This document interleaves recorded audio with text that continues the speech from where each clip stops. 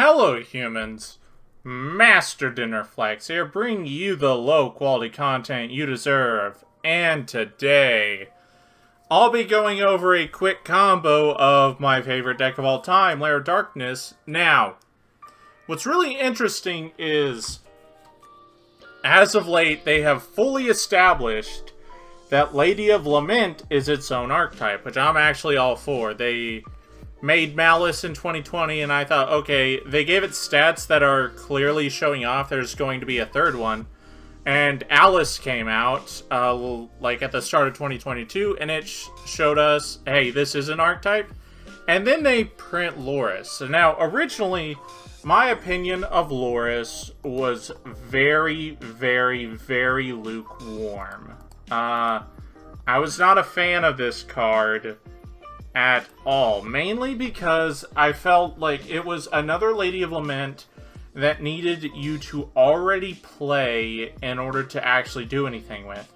And to be fair, that's still kind of the truth, but what's interesting is how absolutely powerful it is once you do start playing. So for this quick combo, I'm going to show you some of the things this card allows you to do in Lair of Darkness, or even just other Fiend decks. Now, what you need for this combo is a level 3 Dark Fiend. It could even be one of the targets for our next card, Ties.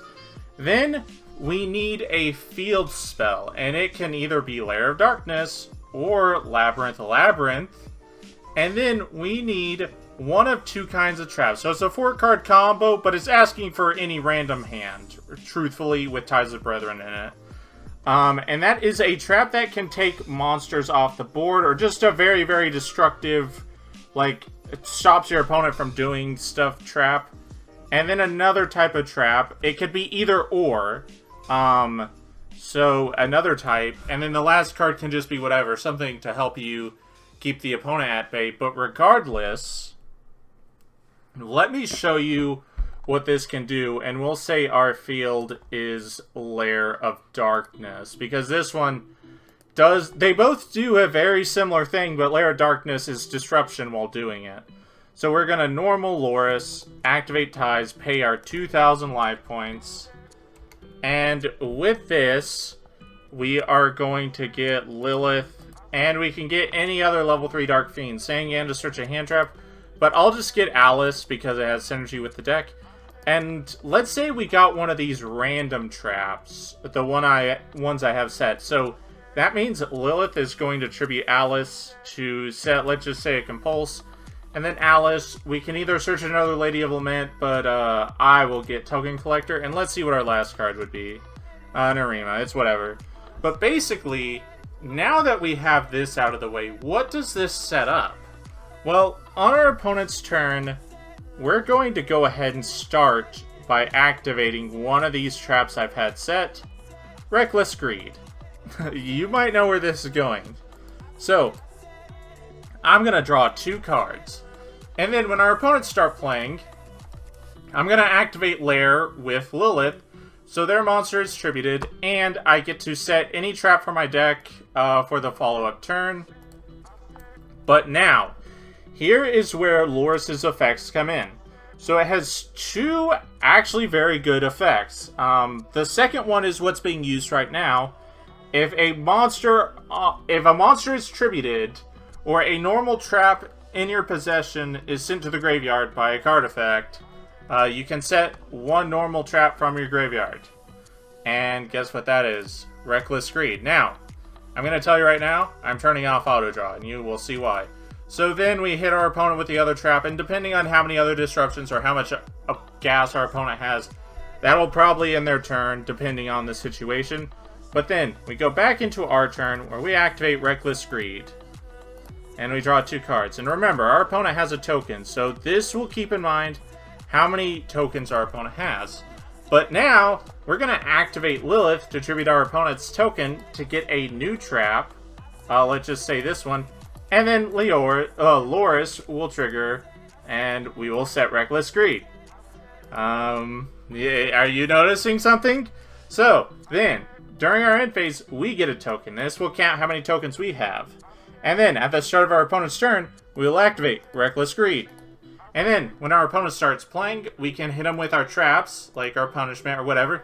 But even if our opponent's like, uh-oh, I see what's coming on here, and they just decide to end and try to hold until they have enough resources, well, during the end phase, before Lair of Darkness activates, we will tribute our own token to set another trap, and then we can set Reckless Greed with Loris. And then our opponent will have a token, and we go into our turn, and we'll activate Reckless Greed. You can see where this is going.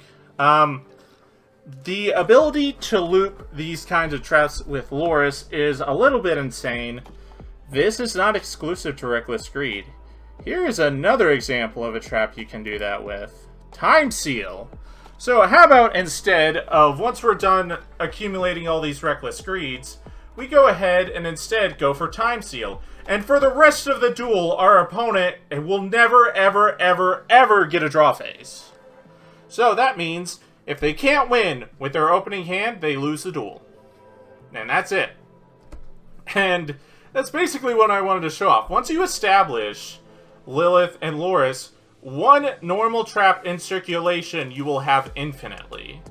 And I guess I didn't even mention the other effect.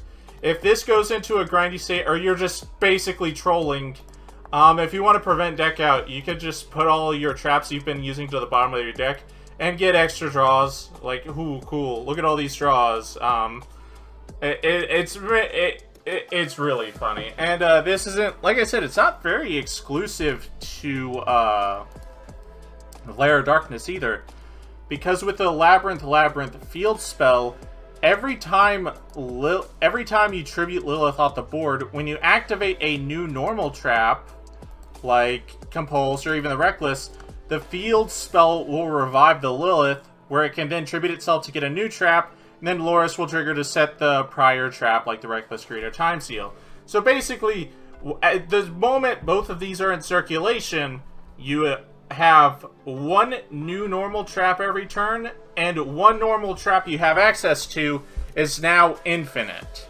And with cards like Reckless Greed and Time Seal, yeah, it could get really, really ridiculous. But yep, that's about it. Thank you all for watching. Hopefully you enjoyed this video. I don't know if... I know I've had a lot of subscriber gain lately and a lot of viewers lately, but if you can't tell, this is my favorite deck. It's literally the outro of my channel. It's the icon on my channel. Lilith is, yeah. And one of the many reasons why is, this deck is very unique, and it has traits you really can't find in any other deck. Only recently have they made a new Lair of Darkness-like field spell in Rika, but the fact that it just gets to infinitely pool normal traps while also, like, being a pseudo-kaiju deck is so interesting. And despite the fact that I love breaking combos and coming up with combo decks, my favorite deck of all time is this one, and it's a control deck. It's very fascinating. But yep, that's about it. Thank you all for watching. And remember, Master Dinnerflax will take your soul.